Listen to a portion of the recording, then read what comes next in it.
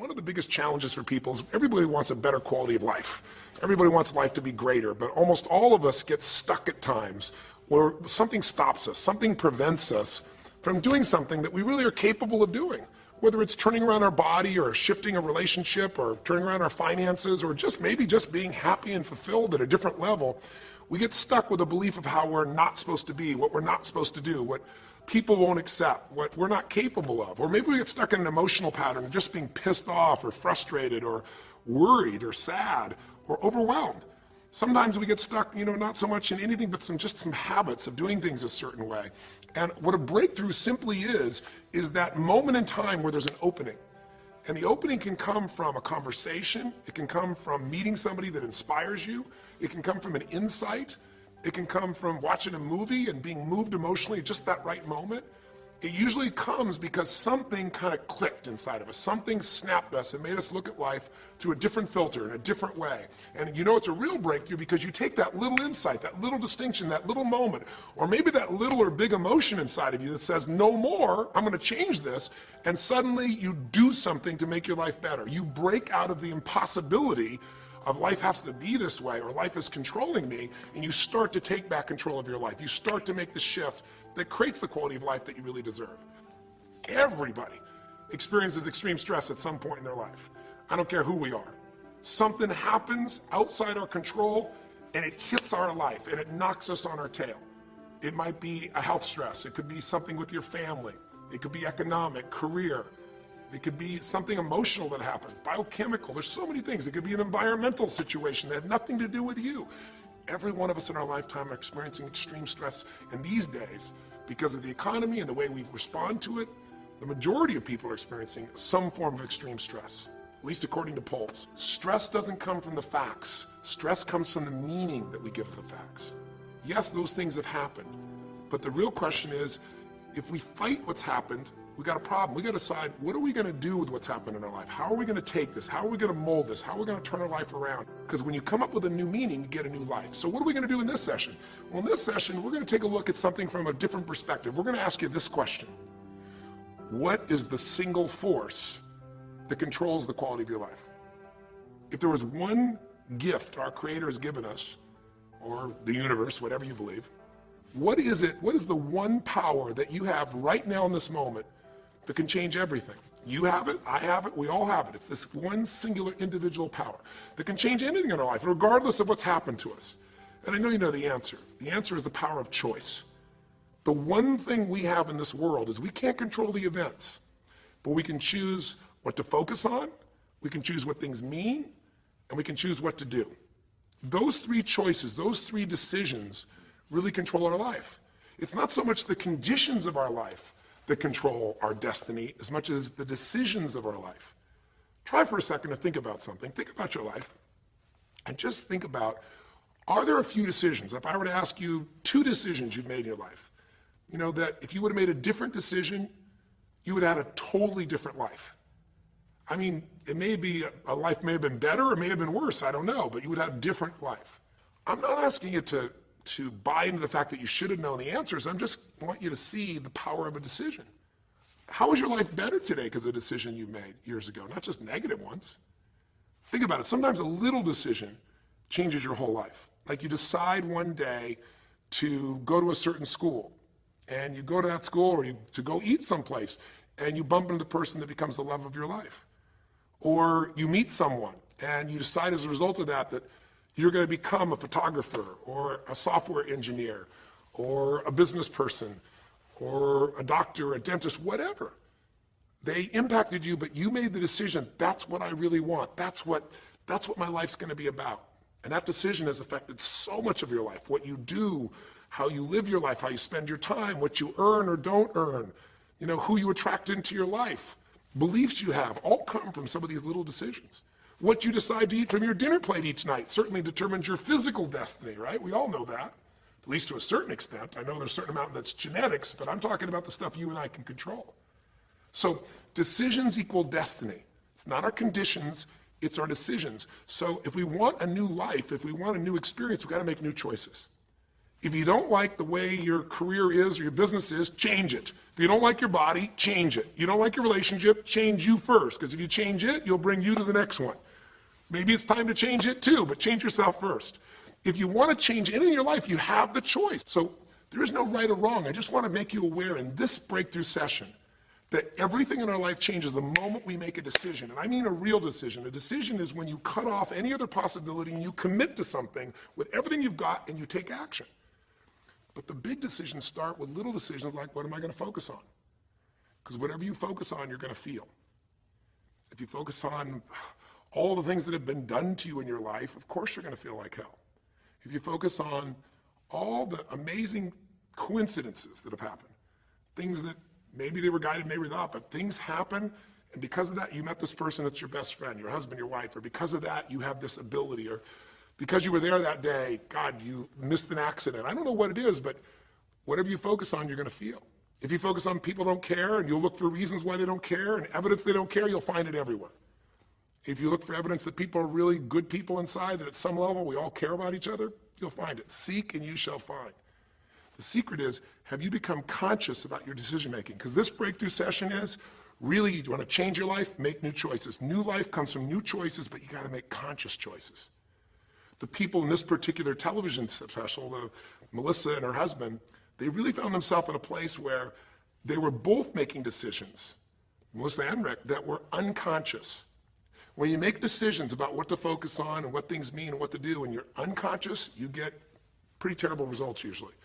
Now, we've all done this. I do it still. We all do. But if you want to change your results, you got to become more conscious in your decision making. So think about it. What you focus on, you will feel. Whether it's true or not. You focus on how people don't care, you're going to feel they don't care. Second decision you make is, what do things mean? So you focus on something someone does and you come up with a meaning, and the meaning is, no one loves me. The meaning is they're trying to take advantage of me. Depending on what meaning you come up with, and you get to choose the meaning of anything. For some people, they say, this situation happened with the economy, and what that means is, I'm going broke. Somebody else said, this situation happened with the economy, guess what? That means I'm going to work harder, I'm going to be more creative, it changed everything. Everybody else is going to quit, so we're going to dominate the marketplace. For people to do it. Is this the end right now, or is it the beginning? See, whether it's the end or beginning is your choice. You get to decide, because once you make up a meaning, it's true. If you think that this is the end of a relationship, are you going to treat people the same way as if you think it's the beginning of a relationship? No way. In fact, I tell people, if you want to have a great relationship, think about this. Treat people like you did in the beginning of the relationship, and there won't be an end. In the beginning of the relationship, when somebody says to you, would you take out the trash? What do you say? Of course, take out the trash. You're happy to do anything, right? But after about 6 months or 6 years, you go take them out the trash. You go, what do you mean? What, I look like your janitor? Take out your own trash. The meaning we give things is very different, and so we feel different, and our life is different. In the beginning, you'll do anything for someone. Now you make up a new meaning. Why should I have to do that for them? Little choices, like what to believe about yourself, what to believe about other people, whether this is the end or the beginning, start to affect your whole life. And the third decision we make, we decide what to focus on, most of us unconsciously. We decide what things mean, and the third thing we decide is, what are we going to do? We decide to quit because it's overwhelming. We decide to get strong and focus. We decide we're going to turn it around. We decide to wait and see.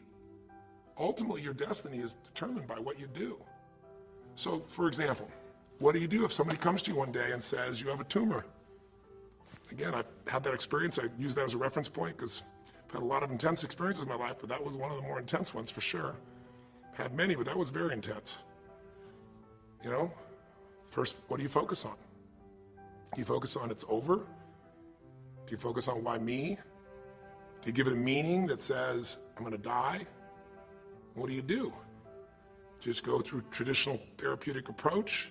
Do you put yourself in the hands of someone else? Do you evaluate this? Do you get a second or third opinion? Your destiny is determined by your decisions. Now, if you're a guy like Lance Armstrong, you focus immediately on, I got to find a solution. The meaning you come up with is, this is the ultimate battle. And what you decide to do is you're going to exhaust every possibility. Now, that doesn't guarantee you're going to succeed, but it's interesting. When you have that kind of a mindset, it shifts you. And Lance Armstrong, I mean, he was told things like, look, you got tumors here in your brain, you got them in your lungs, right? You got obviously in testicles and you ride a bike for a living. That's pretty tough. But he made it through all of those pieces. Now, am I saying because he made the right choices? I can't tell you that. There's certainly some grace in everything. I think in life, there's three things. There's our ability to choose what we're focused on, or to commit, to get a result, to put all our intention and focus into something. There's our ability to do the right things, to have the right strategy, to execute. And then there's some grace. There's what some people call luck, some people call grace. There's if you do the right things over and over again and with total focus, sometimes, you get good fortune that comes your way. And you tend to have more good fortune when you're totally focused and decisive and you take lots of action than if you kind of just sit around and accept things like you don't have a future. But the point of the matter is this guy turned it around. What was he like after he got through this problem? After he had his breakthrough, after he faced cancer, racing against some other guy seemed like nothing by comparison. You're not much of a competitor. I faced death. And he goes on to win Tour de France after Tour de France after Tour de France, breaking every record anyone could ever imagine. What do you do decades ago, half a century ago almost now, and someone says to you, go to the back of the bus, and you're African American? One woman just decided, you know what, you can't take my dignity from me. I can only give that up, and I don't choose to give it up, and I will not go back to the bus. The answer is no. And Rosa Parks changed an entire society. Because that day she chose to focus on something else. She gave it a different meaning. This is not a command. You do not have control over me. And she decided to fight. And she changed the direction of a country and of many other countries. She started something. We forget that you don't have to be famous to have the ability to change at least your own personal history, to change the direction we go in our life. We have the power to choose, even if you haven't before. You can finally say, no more. I won't put up with that, within myself or from anybody else. And here's what I'm going to do differently. That's where the breakthroughs really start to happen. Now the question is, why do some people stand their ground and make something change versus other people just kind of accept things? Why do some people make bold decisions and other people make decisions that are based on trying to hang on to what they've got? Well, that's a more complex question to answer than we might have in a few minutes in this one session, but it is one that I've spent my life studying. Because when you can change your decisions, you can change your life. When you can change the force that controls your decisions, you can change anything in your life. At some level, we have certain beliefs and values. But if I was going to make it simple, I'd say there's two things that determine your choices. The first thing is the state of mind and emotion you're in at that moment. Think about it. Have you ever snapped at somebody and had nothing to do with them? It was just the state you're in, right? You were frustrated, you were pissed off about something, and in that state of mind, whatever they said got interpreted to that state, and you made up a meaning like they were an irritant or they were interrupting you. They weren't. You probably felt bad afterwards. When we get in the wrong state, we make the wrong decisions. When you get in a strong, empowering state, you'll make a better decision. Learning how to direct your state is a big part of what my work is with people, and it's a big part of what I do in my seminars. But the other thing that affects your decisions would be what I would call your story or your blueprint. We all have kind of a story about how our life is supposed to be. It comes from a set of life experiences, interpretations. Some people think life is all about getting theirs. Some people think life is about growing and contributing. Some people think life is about making judgments. Some people think life is about saving other people's lives. Some people think life is about being successful. Some people think God is the basis of everything, and the way to know God is to go through life in a very specific way with a set of rules, and they follow it. And that's what they believe. Whatever your story is, whatever your blueprint is just another way of saying, whatever you believe is how your life is supposed to be, at some level, we either follow that blueprint or we fight it. If we follow it or we fight it, we're going to find that we're going to bump into things in life where life isn't always the same as we expect it to be or think it should be. And that's where we start to experience stress. So in this session of Breakthrough, when you watched this story and you saw Melissa, you saw the conflict between what she desired most and what she feared most. I really believe life is the dance between what you desire most and fear most. That's where you find where we live our life. The dance between what you want most and what you fear most. That's where all that energy is in life. So what does she want? She wants to be famous. She wants to be able to sing and have everyone hear her voice and be able to touch everyone. She wants to contribute. She wants to share her gift. And she definitely wants to be famous and successful. She needs to be closer to her children. And one of the big challenges in life is oftentimes what we want and what we need are two different things. She has 5 boys. They're all extremely young, as I'm sure you saw. And she has a husband. And while they're all supportive of her going on this journey, somewhere along the line, she lost that connection to what was most important. Now, is she a bad person to make bad decisions? No, good people make bad decisions when they get in lousy states, when our ego gets involved, or when we start believing our story. And here was the story she had. Being a mom's important, but the bigger gift God gave me is my singing voice.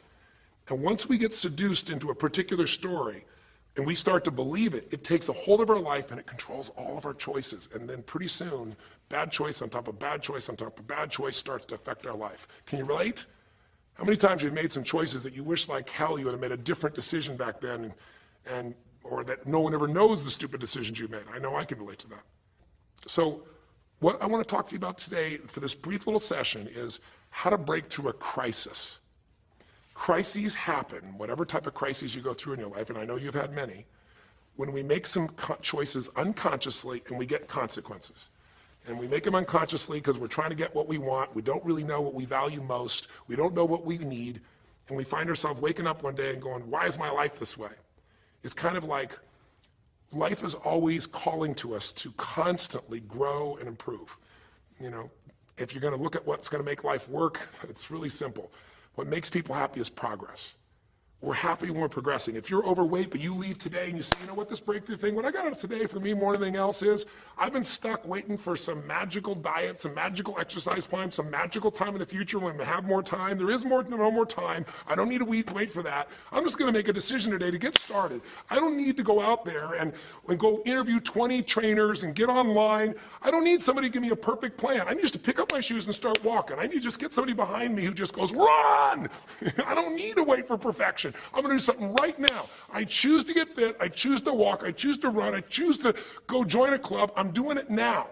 A breakthrough happens the moment you make a new choice. And you don't have to wait. You can just get yourself in a new state. Maybe this tape will get you doing. Or you just have to have a new thought that says, you know what? I made choices in the past. I'm overweight because I chose to eat this and this. I'm not going to eat it anymore. I'm changing now. You can change your whole life real fast with just a few choices. But if you don't make the right choices, eventually you're going to face a crisis. Crisis is when you made so many poor choices that sooner or later life shows up, and instead of asking gently for you to change and improve, to grow, to make progress, to be happy, life, when it's a crisis, now demands change. It isn't asking anymore. We borrowed money as a society and we overspent and we talked about changing and we knew we had to change, and now a crisis happens and guess what? Nobody has a choice. The game has changed. And what crisis does is it melts us down. It melts us down so that we can recast our life. We can remold ourselves. And usually on the other side, our life is greater because as we go through that crisis, we have to grow. Everybody wants change. Nobody wants to do it. Everybody, I should say, wants progress, but nobody wants to change. Everybody wants their life better, but nobody wants to do the push-ups, the running, have the economic or emotional discipline to make it happen. But if you're watching this right now and you're still with me, some part of you wants more. And I'm saying to you, choose it. And the way you're going to choose it is really simple. If you're in that crisis, what keeps you in the crisis is probably because you're being reinforced. Most people, they overeat, or they smoke, or they drink, or they yell at people. They keep doing it because they're rewarded. Whatever gets rewarded gets reinforced. Whatever habit or behavior is reinforced becomes a habit, and then pretty soon, do it long enough, it becomes part of your personality, and pretty soon you think it's who you are, and you just keep living that way. I mean, it's easy to see this in other people, right? It's easy to see how messed up they are and how easy they could if they just make some new choices. All you got to do is turn on the television, some news program, some entertainment program, and you'll hear detailed descriptions about some person who is a very powerful celebrity who is doing some stupid thing. Why do we see all this stuff on television? Why do we hear about every person you can imagine, from Lindsay Lohan to Britney Spears to all the way back to the old days it was Elvis or Michael Jackson or whoever it is that's in the news today in this stage of life in your country as you're watching this? It's because we want to see other people who make bad decisions so we can feel better about our own. But the reason those people don't change, Lindsay Lohan, she's got another DUI. She's putting herself at risk. She's putting other people, or she could kill someone. She goes to jail, it's supposed to be 90 days. But here's the consequence. It goes to 2 weeks. And before she even gets out of the jail, she makes a deal for an interview and gets paid $1 million when she gets out for the interview.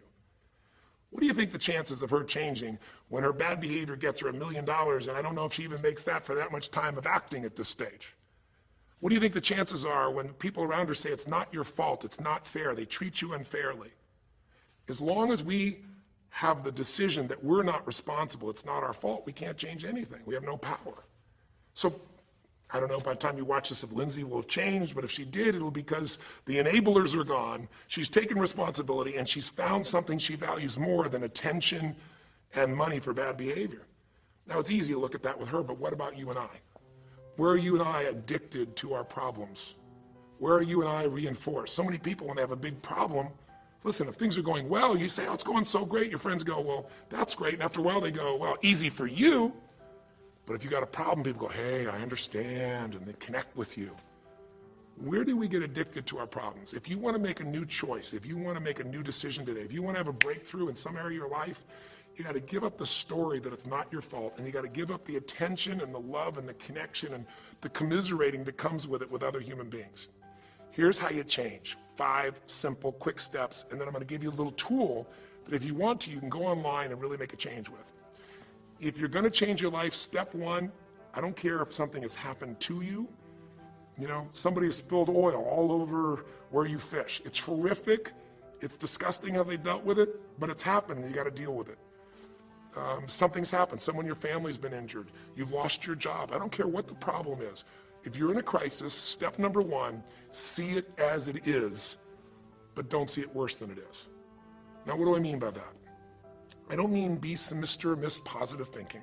By now, if you spend any time with me, you know I'm not about that. I'm not here to tell you, go to that garden and chant, there's no weeds, there's no weeds, there's no weeds. Doing affirmations is not going to change your life. You got to go see where the weeds are and pull them out. My point is simple. You got to see what the problem is, but you can't make it so horrific that you just give up. Today, this is the first generation in almost 100 years of Americans who now believe, the majority of Americans now believe, that the quality of life for themselves and their kids in the future is going to be worse than the past. They have, in other words, nothing to look forward to. 63% of the U.S. as of today. Wow. When you start thinking there is no future, you go into what we call learned helplessness, a place where you just kind of give up.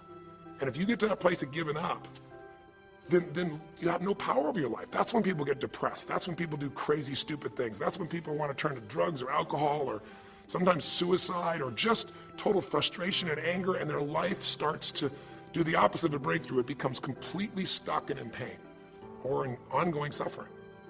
If you and I are going to break out of that, we got to see it as it is. We're not here to be positive thinking people. You got to see what's really going on. But if you're overweight, you can't say to yourself, well, I'm big boned. That's not why you're overweight. You're overweight because you don't work out, you eat certain things, you eat Cheetos all day long, watching TV. I don't know what it is you do, but I know it's not just because you're big boned. You don't want to make it so it's outside your control or you can't change it. So see it as it is, but don't see it worse than it is so that you have no reason to try. Does that make sense? That's the first step. Step 2, get to the real truth and deal with it.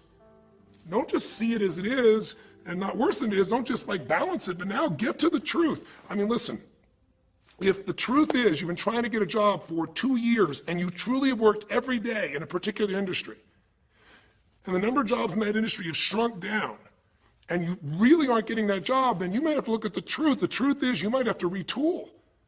You might have to say, gosh, you know, the industry I'm in is gone. I mean, gross, simplistic example, but for years, vinyl records were around for 85 years.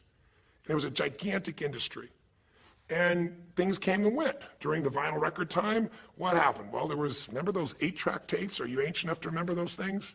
Maybe you know somebody who remembers those things. These big boxes, you push them in and out. Yeah, 8-tracks came and went, vinyl records were still here. And then cassette tapes came, right? And cassette tapes were smaller and more compact and more convenient and more seemingly indestructible. And they came over here and vinyl records were still selling like crazy. If you had a job in vinyl records, you kept it. But then a little thing came along called the CD. And when that happened, almost overnight, you saw an entire industry that's been around almost a century was gone. If you were the guy that worked in the vinyl record factory and knew everything about it, it was the second generation, didn't matter. It was over. And now we laugh about a CD, right? Because everything in this digital world you can have instantly. Who wants to put on a CD? Pretty rare, still available. In vinyl records, maybe there's a small market of people that are collectors, but it's gone. My point is, if you're in the vinyl record business, you got to tell yourself the truth. You got to see it as it is, not worse than it is, but you also got to get the truth and deal with it. You got to deal with the cards you're dealt. You're going to have to retool. You're going to have to change something. You might have to move. If you live in the Gulf, and I don't support anything that's happened there, who could? It's unconscionable what's happened with BP. But if you live in the Gulf and you're a third-generation fisherman, and you fish for oysters, and they're dead, you better get to the truth. Are they going to be dead for 2 years or 10 or 20 to the best of your ability? And you might say, well, I can't do anything else. I can't. I'm a third generation. This is all I know. Yes, you can. Get to the truth and deal with it. Deal with the card you dealt with. You got to deal with it, sure, I'm sure legally. But in the meantime, you got to take care of your family. I'm not saying this off the cuff easy because I've been in those situations where it's impossible, it's unjust, it's wrong, but I still got to deal with it just like you. Am I making sense? It's like, you might say, I've lived here my life. You might have to move. You might have to fish someplace else. You might have to, I know you still got to deal with all the consequences, but you got to take back control of your life. There are unjust things that happen, but you got to take control.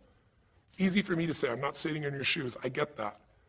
But who hasn't experienced some form of injustice someplace? Who's not dealt with something unfair? Who's not dealt with something that wasn't meant to be unfair, but it affected your entire life, your career, your finances, whatever? You got to tell yourself the truth, and you got to get to those dealing with the reality right now. The longer you wait, the longer the crisis will be.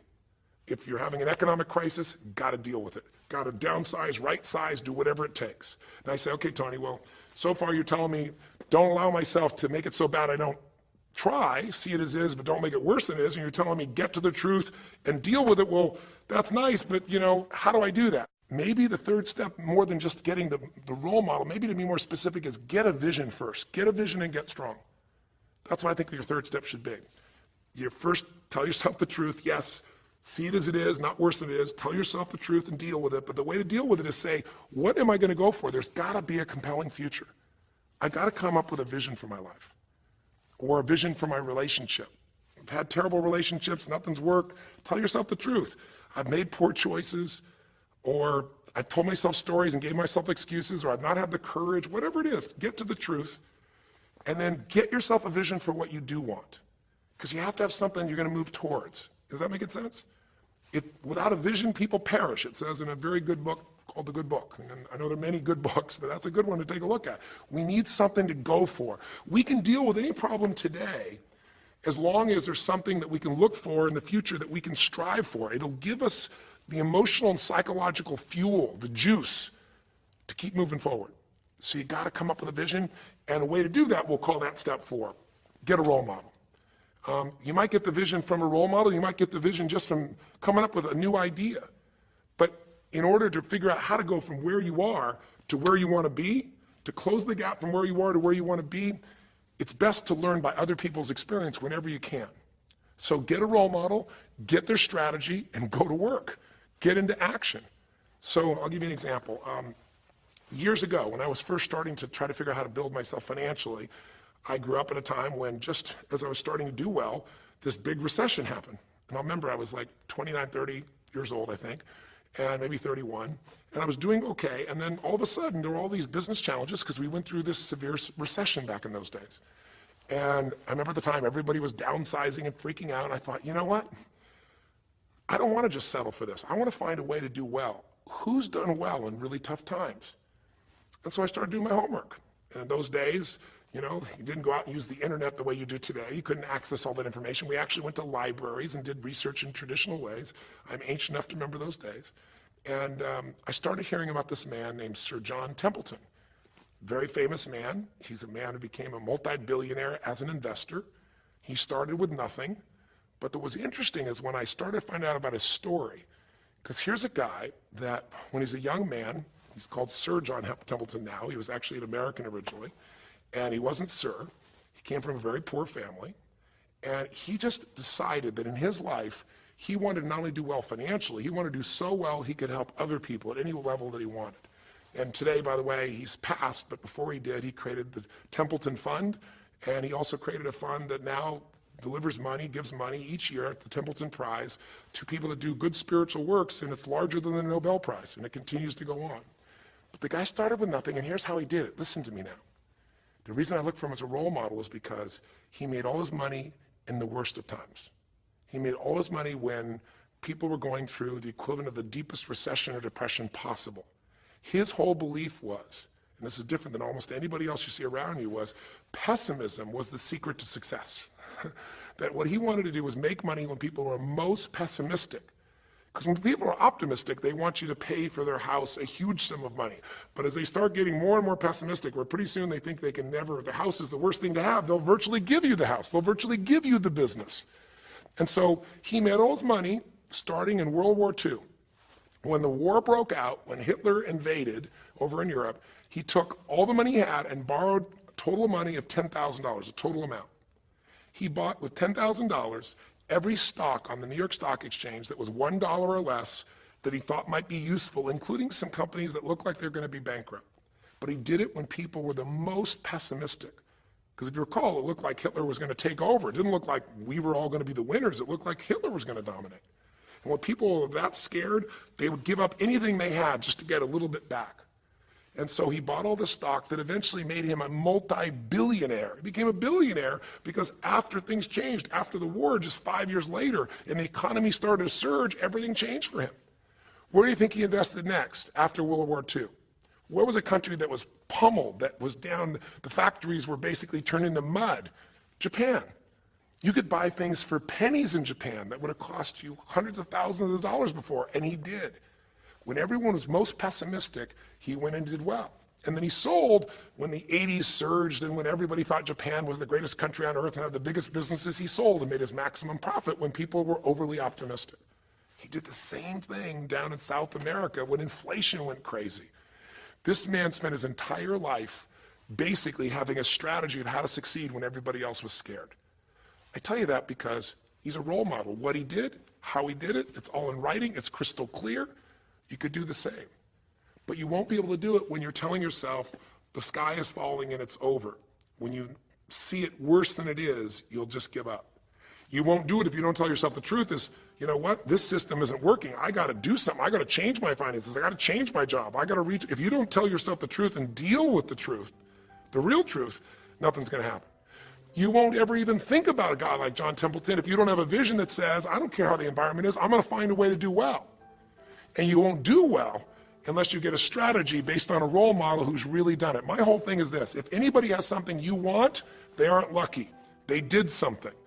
If you model them, if you take similar steps, you can produce a similar result. Make sense?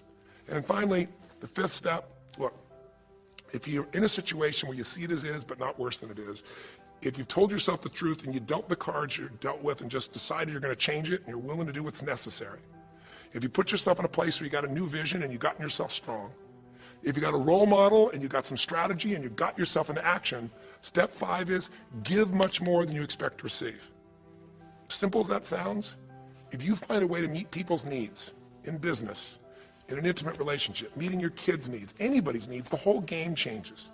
What happened here when all of a sudden, you know, Melissa finds herself coming home and all of a sudden she finds out that while she's gone, her kids now don't want to talk to her boys, her husband has had an affair. Well, none of that could change if she would have just said, you know what, my whole life is over, I'm done. And oh, by the way, I've just lost my career too because while I'm busy trying to deal with my family, I didn't finish the record, so I lose my record deal. And oh, by the way, we don't have any financial stability, now we're losing our house. If that family would have just said it's over, if Melissa or Rick either just said it's over, it would have been over. But they told themselves the truth. We got severe problems here, but they didn't make it worse than it was. They didn't say we can't turn it around. And then they got to the truth of the infidelity, the truth of her addiction to going after fame instead of being a mom, the truth that neither one of them had been really competent at parents and had not given the energy to the kids that they deserved. The truth will set you free, but first it'll piss you off. You know, it doesn't feel good, but not feeling good is sometimes where you get your drive to change things. They started looking around and said, we don't have the skill to even manage our house, much less our finances. We got to do something different. We got to focus on our kids. We got to focus on turning things around. We got to turn our relationship around. But that wouldn't have worked unless they got a vision of starting to see, it could happen. And that's what I helped them with. I helped them get to the truth.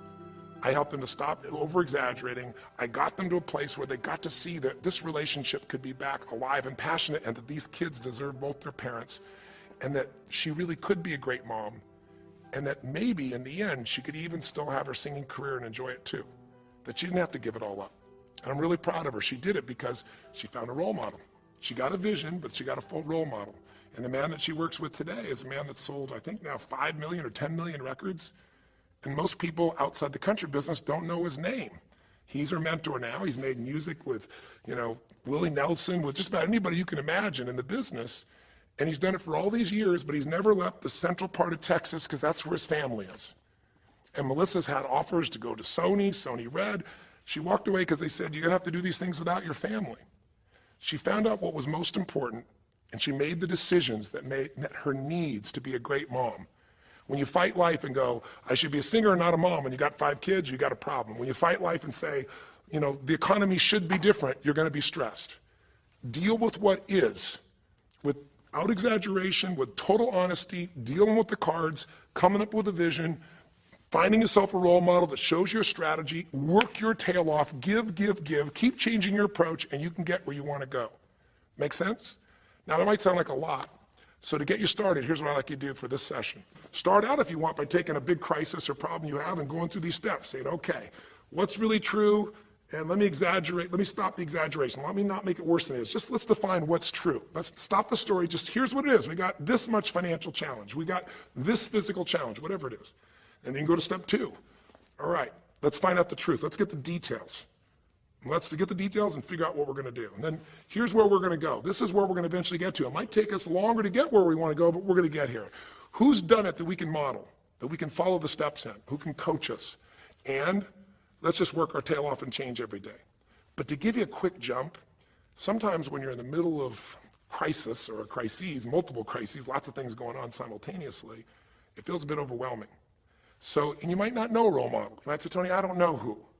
Well, not hard on the internet these days to find role models, or come to an event. I can promise you we can show you plenty of role models. This is what I do for a living. But what you can do right away is you can model yourself. Think about it. Almost everyone alive has been through more than one tough time, crisis or multi-crises, where you're having a problem financially and you're having a problem with your family and you're having a health problem all simultaneously. Those are the intense ones, right? But if you're standing still today, most of us have found a way to get through it. And if you don't, you know someone who went through a tough time, a grandmother, an aunt, an uncle, somebody. The greatest way to make that change happen, when you break out of a, break through, you break out of a problem, you break out of a crisis, is model yourself. So we have 5 questions when you click on this link. And you can do it by video, so you can see yourself, and you can share it with other people, or you can type in the answer. I'll tell you in advance what they are, and then when I'm done here, I want you to do it right away if you would. The first question is, what's been one of the toughest times in your life? What's been one of the toughest times in your life that you did get through? Maybe it was a financial situation. Maybe it was a career situation. Again, maybe it was an intimate relationship where you were crushed. You thought you could never make it through all the pain you went through there. Maybe it was a physical challenge, a health challenge. Maybe it was a lack of confidence or ability. I don't know what it was, but what was it just incredibly tough time that you did make it through? And you're just gonna jot it down. Or you can do it in the video and just tell us, because you're not only gonna get this answer, but we're gonna create a community of people who will be role models, people that have been through hell and back, saying, here's where I was, here's what I got through, here's what shifted my life, here's what you can do. And we're creating this community as our gift to you, so that this isn't just a discussion that's one way. I want to do is start a conversation with you where we can help each other. So that first question is, what's a crisis? What's a challenge? What's a tough situation you eventually made through, but it really was difficult for you? Second question, you go back and you think about that situation. What pulled you through? What pulled you through that situation? What did you learn? What distinction? Or did you get a strategy? Or was it a belief? Or did you meet someone who helped you? Or was it just somehow you clicked into your faith and you kicked yourself into gear? What pulled you through those tough times? Was it a person? Was it a place? Was it an idea? Was it a distinction? Was it a belief? What was it? Share it with us. Type it down or tell us from your heart what it really was. Third question is just real quick. It's just for contrast. And the third question is, What was your life like before the crisis? Like right before all hell broke loose? Usually you'll say, oh, my life was so great, but when you go back and look at it, was it so great? Was it wonderful? Just out of curiosity, right before all hell broke loose, third question is, what was your life like right before it? And then the fourth question, what'd you do? What did you do to go from where you were to where you are today? What did you do to get over that situation? What did you do to get through that situation? What did you do to turn it around? What action did you take? Who did you go learn from? What skill did you go get? What did you physically do? Kind of give us the description of what you did, because we all want to know, because you can provide us a pathway. You may have been through a crisis that someone else is going through right now, and they could learn from you, because they could learn the shortcut. And finally, the fifth question, maybe the most important one besides what pulled you through, and the fifth one is, how is your life actually better today because you went through this crisis? Whatever the crisis was. How are you stronger? Or are you more compassionate because you felt that suffering? You don't want anybody else to feel it. Or are you more hopeful because you know you made it through that so you can make it through other things? Or are you in a situation where you've got a skill today that you didn't have and wouldn't have had if it wasn't for that situation that made you have to grow? Or are you just happier today because you have a contrast of what life could be like, and so now you appreciate the simple moments? How are you better mentally, emotionally, physically, financially, or spiritually today because you went through the crisis? Even though you wouldn't want to go through it again, you don't want anybody else to go through it, how did it actually serve you in the end? I think if you answer these 5 questions, you don't need to remember them. I said them to kind of trigger you thinking. All you do is type in the answer, or you take the instructions and click on the video and go, okay, toughest time in my life? There have been so many, but I'd say when I went through this divorce, or I'd say when I was told I had this tumor, or I'd say when they told me this company was going to go bankrupt, or whatever it was. Second question, what pulled me through? God, I don't know, I guess a combination of things. One was this belief that somehow everything in life happens for a reason and a purpose. And even though I hate this, something must be calling me to grow. Or I'll tell you what it was. It was a friend that sat me down and said, man, you're going through hell. But when you're in the middle of hell, when you're pushing through hell, just keep pushing. Just keep going through it, man. I've been there. And he gave me this plan, or he gave me this strategy, or he told me, you know, this problem won't last forever. Trust me, I know it feels like it's the end of the world, but 10 years from now, you and I will be sitting here, and you'll be here with your children, and you'll be here with your wife, and we'll be talking about those tough days, and we'll actually smile and laugh about them and be so proud we made it through it together. Or you might say, what got me through it was prayer, or my faith in God, or what got me through it was just massive action. You know, what pulled you through? Just tell us. We all want to hear, we all need to know. And there's lots of ways to get through hell, isn't there? There's lots of ways to get through a crisis. There's so many ways. That's what I want people to get. So when you're done with this on the website, you will have given something, because the community is not just a place you go get stuff, right? It's a place you give. And the more, you know, authentic you can be and honest from your heart, the more other people will see and be touched. You know, what was it like before? Oh my God, I was on top of the mountain. And what did you do? Here's what I did. You know, I told myself the truth. I went and got this new education. I went and started talking to people each day. Whatever you did. How's your life better today? There's a phrase, you know, be humble or be humbled. You know, I have a different level of humility because I know, you know, that as good as I may think I may be, that situation reminded me that life is not just about me, it's about we. Or, gosh, because of that, I love my wife so much because we made it through that situation together. Or because of that, man, I'm so much stronger financially. I'm on top of things. I don't let anybody spend. Whatever it is, tell us how your life's better. Okay?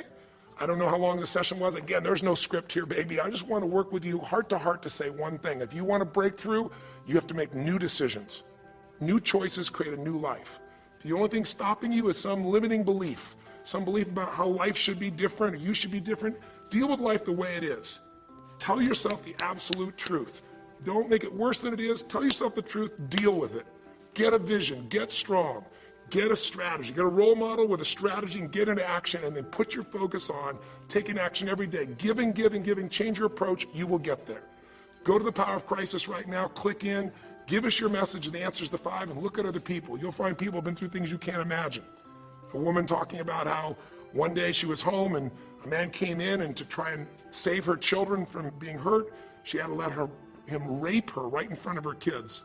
And when her husband found out, he came home, he was so upset he left her. and then she developed cancer. I mean, you'll see some stories here that'll blow your mind. And today she's the most happy, incredible woman, and she's helping other people who have cancer to get through it. She's healthy and strong. Her kids are strong. We need those kinds of role models. So whether your story is little or big, there is no little or big. We all need a pathway of power, and this will be a gift to yourself because it'll activate your resources, and it'll be a gift to other people as well. So that's our session. The power of decision, the power of choice, how to face a crisis and turn around. And it may not sound like rocket science. It's not. It's just called the truth, and the truth will set you free, as they say. So live strong and live with passion.